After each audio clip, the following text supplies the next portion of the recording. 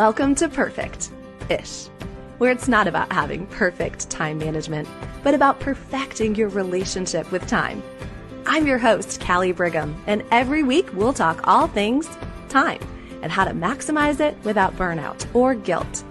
Whether we're chatting with an expert or I'm sharing my 20 years of time management experience, you'll learn simple strategies to make every moment count. Here, it's all about getting close to perfect-ish. So let's synchronize our watches and dive in. Hi, friend.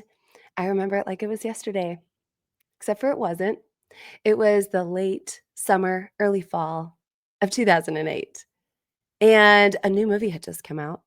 And I had a girls' night with Josh's family, all the ladies in the family, my mother-in-law, my sister-in-laws, aunts and cousins. And we got dressed up for the movies. We went to dinner first. We were so excited. We sat down in the theater and the lights started to dim and the movie began and we sang our little hearts out. Anybody remember what movie came out? Late summer, early fall of 2008? Probably not. All right, here's your hint. Mamma Mia. It was Mamma Mia. And I mean, what a girls' movie, right? So we're sitting there in the movie and we are just having the best time until a particular scene begins.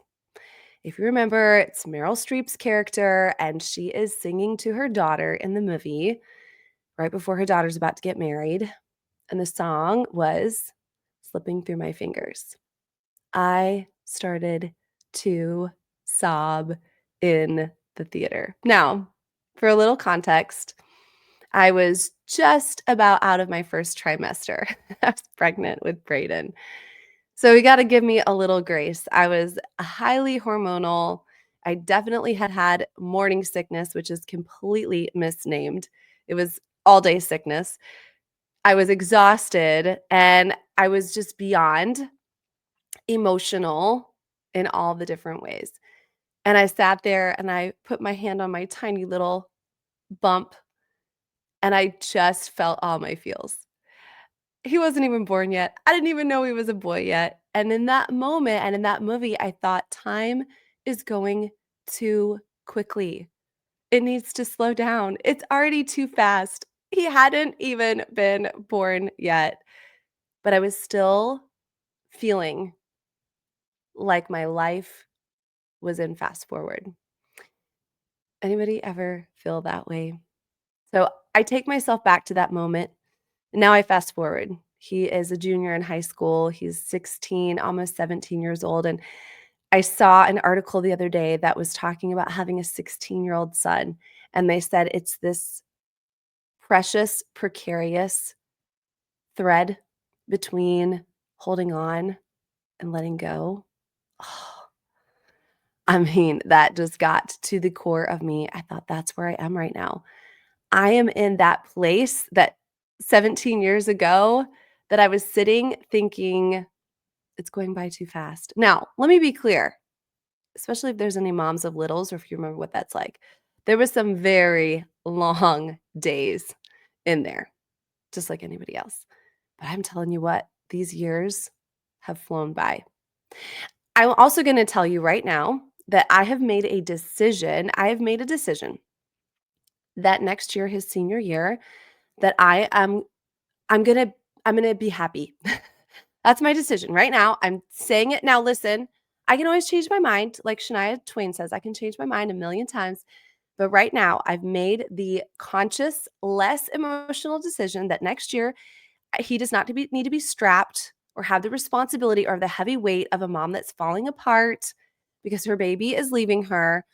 I can choose to be completely joyful and in the moment. As a matter of fact, I'm thinking about one of our very first guests, my friend Karen Jolly, that wrote a book for moms of seniors, Love and Letting Go. And I'm going to do that. I'm going to be happy for him. So that just means I get to completely lose it and fall apart his junior year instead.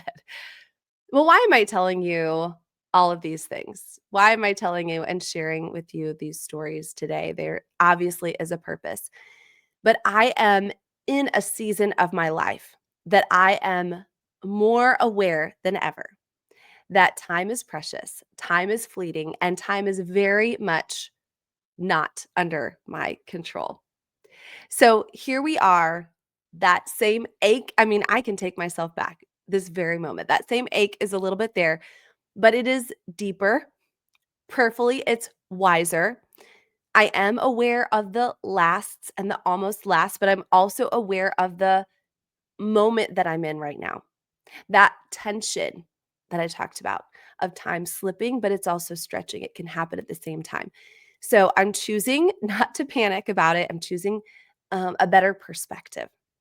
So here we go. We go on a journey together. We're wrapping up season 2 of Perfect Dish, and we've been on this journey for the last 2 years. Now, one of the things that I've learned and I've studied quite a bit, whether it's through conversations with guests or my own personal research and study, is the difference between the two types of time. So we want to talk about that just a little bit. I'm recording in real time right now, the week of prior to Thanksgiving. So Thanksgiving was just a few days away. And as we're doing that, let's kind of relate these two types of time into this season that we're in. How's that sound? So the first type of time is the chronos. The second type, I'll just go ahead and give you two now because my son, by the way, is taking Greek. So he could tell us a lot more. They take Greek their last 3 years. But the first type is chronos. The second type is kairos. So let's talk about chronos first. Chronos is the time that we count. So that's the measured, sequential, structured time. What does that look like? That looks like calendars. That looks like clocks. That looks like deadlines, alarms. That looks like school pickups. That looks like turkey thaw charts. So let me just be the one. If you've not started to thaw your turkey out and you're listening the day this drops, it's time to get that turkey thawed. Okay. This is the practical time. This is what keeps our life moving. This keeps our families functioning. It is necessary. It's important. A lot of the tips that we give you here are chronos tips.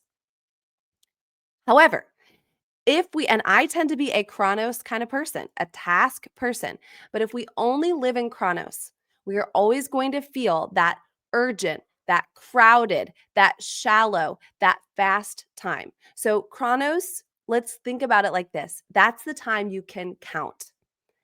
Let's talk about kairos. This is the time that counts most. See the difference? This is the meaningful, the sacred moments. This is the time that you feel, not just schedule. This is as like we go into this week. This is the laughter from the other room. I love when I throw a dinner party or I gather everybody around for Thanksgiving. I love to just stop for a minute if you've ever done this and just pause and just listen. There's something magical about the laughter and the conversation and just the noise and the beautiful chaos of a bunch of people just enjoying each other. This could be the hug that maybe lasts a little bit longer than normal, maybe just a second longer. This could be the quiet before everyone wakes up. This could be when someone important in your family says that Thanksgiving prayer or blessing. This could be as I'm sitting at my desk and I look to my left, I can see a frame and there's a picture in there, and it's me and my husband Josh and our 2 kids and my mother and father-in-law here at Thanksgiving, and it was the last Thanksgiving that they spent with us. And I can see that picture here, that moment. So Kairos isn't slow time, but it's time that slows you down. It's the time that stays with you. So I want you to just embrace some of this, especially as we go into what I just definitely know they are for me, they are for you, the absolute busiest season. Okay. We live our life in chronos time, chronological time. That's where that comes from. But we experience life in kairos. So chronos would say, "What time is it?"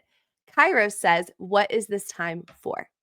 So we absolutely need the structure of the chronos time, but we need the kairos meaning of it. So what I want to do, if at all possible, is I want to learn how I can slow down even when life is speeding by, even when I'm going at the speed of life. So let's really relate it here to Thanksgiving week. Why not? The chronos of Thanksgiving, it's thawing that turkey. I love that Butterball hotline, don't you? And some of the stories that come from that when people are absolutely panicking over their turkey. Chronos of Thanksgiving is running the errands. When do I need to do that? When do I like the chaos and the wildness of the stores? Do I need to do that before everybody gets there?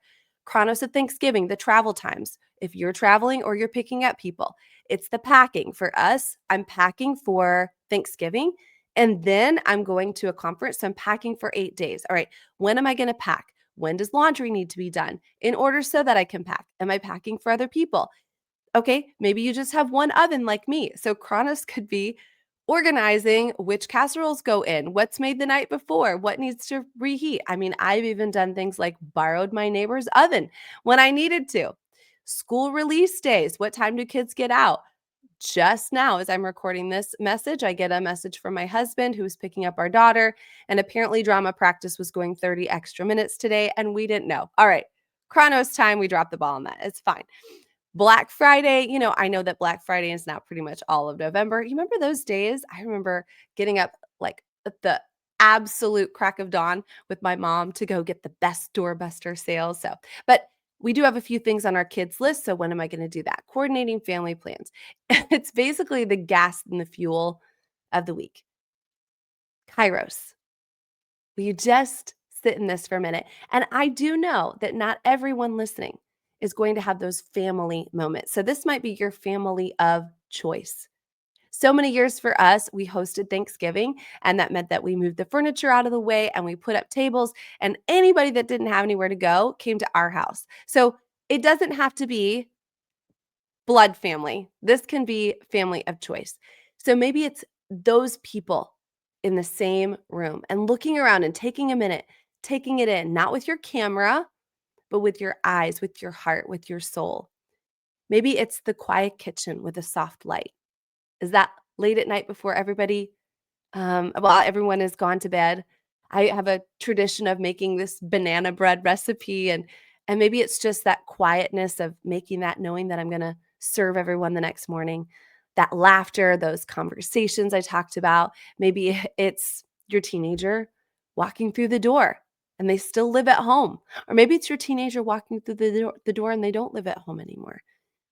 Maybe it's a loved one's hands or their voice or their story. And it could just be a moment of gratitude that sneaks up on you. And maybe it's that moment, that great moment when the last dish is washed and you can finally take a deep breath and take a seat. So, chronos fuels the week, kairos defines it. And kairos is where those memories are made. You know, I want to just take you on one more path and one more journey. I had a very unique conversation with a group of friends not too long ago, just a couple weeks ago. And it was about mortality. It was about choice. And the question was, it started off with if you knew for a fact that you could have a test, take a test and see if genetically, if you were predisposed to anything. And one particular friend has a family member, a parent who possibly could have something genetic that she could inherit. So it started off with the kind of, what would you do? What would you do? Would you choose to take that test so you would know for sure? Would you choose not to? And I will say in our group, it was mixed, about half and half. And then it sort of morphed into a second question which is if you knew for sure how much time you had left.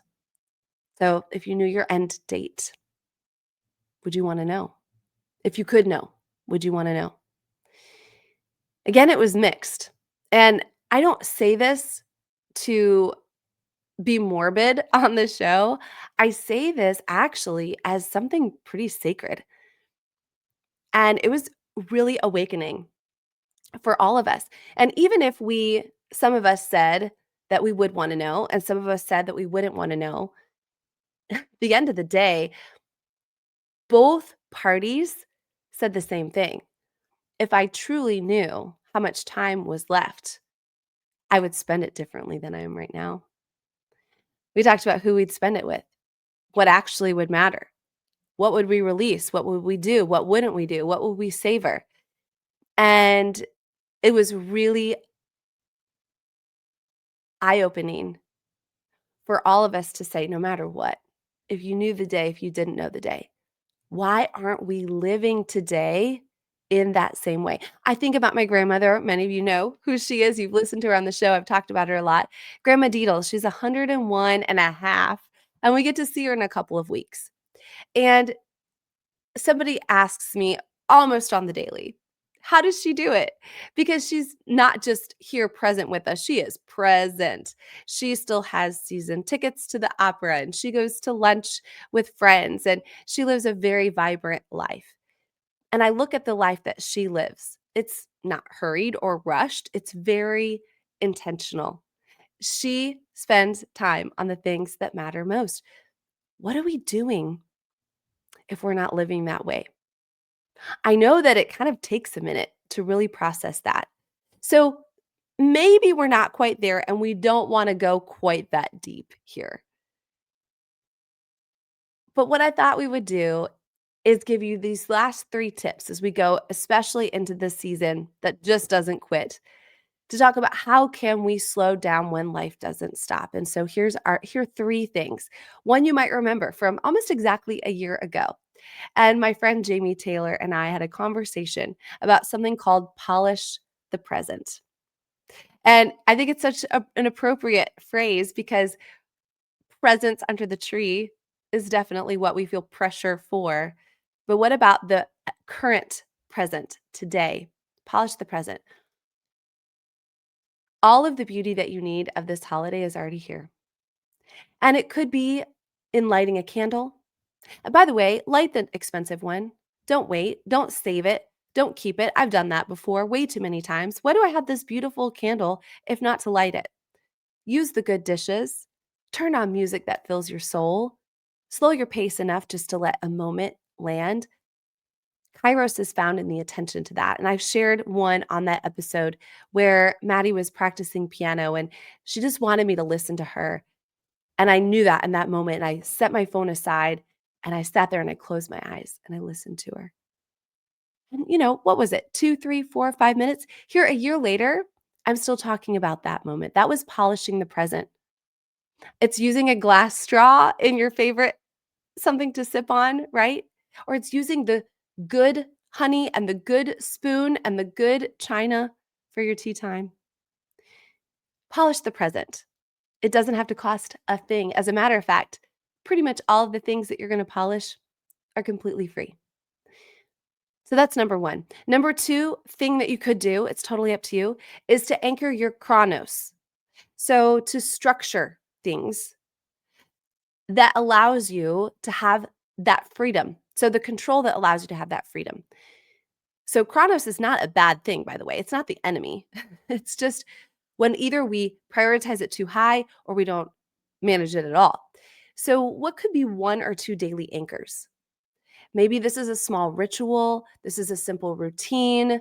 Maybe it's even defining what's enough. Maybe it's even creating a boundary. For me, chronos right now has to do with really embracing the early darkness that comes in the winter. So I've completely changed sort of the structure of my late afternoon, early evening so that I can still do the things that I need to do, but I do them in a rhythm and in a way that feels more anchored to me. So it's choosing 1 or 2 anchors, and that could be even choosing your morning and your evening routine, revising them for the season. And then number 3 thing is to choose one thing to end.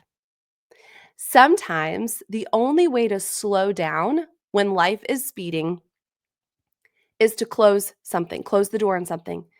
I was talking to a girlfriend the other day. She said, I feel overcommitted to something. Do you think it's okay? There's still enough time. Do you think it's okay to decline something. And she just needed permission from a girlfriend. I was like, yes, it is. It's the idea that when that time slot comes up and you had said no to it and you don't have to do it, how good are you going to feel? So maybe it's closing the door on a commitment or a tradition that just doesn't serve you anymore or doesn't really make sense. A project, a perfection expectation. If we let one thing end intentionally, we don't have to fill it with something else, but it gives us emotional room for the season. So I just want to make a little announcement on that. If you've listened this far, if you've gotten this far, I decided that this episode is going to wrap up season 2. It's early. We still have the month of December, but we're going to end here. And I'm choosing to end something good to make space myself.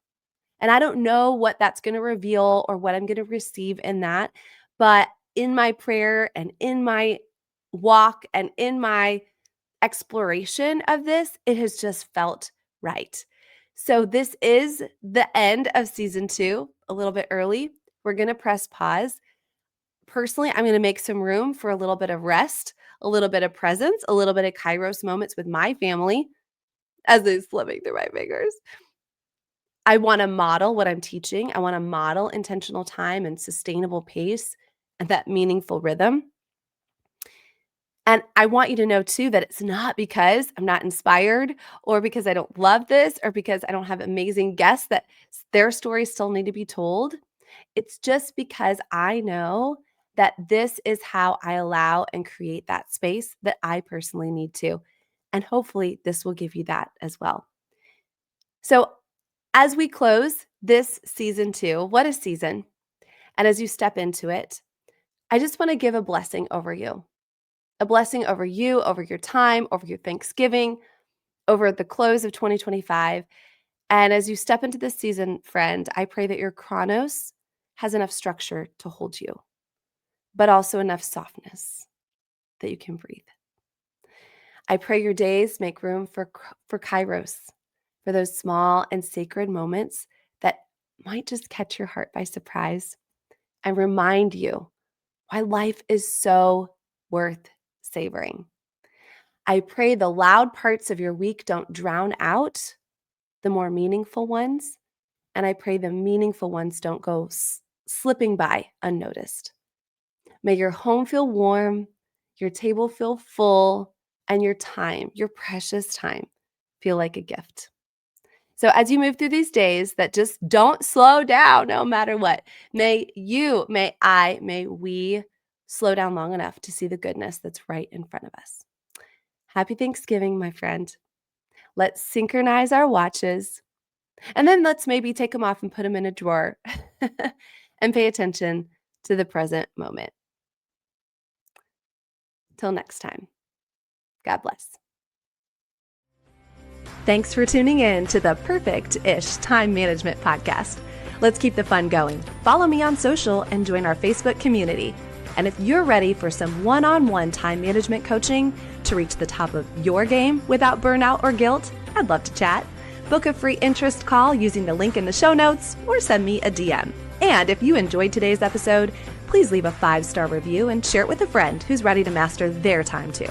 Remember, we're in this together, making real progress towards becoming perfect-ish.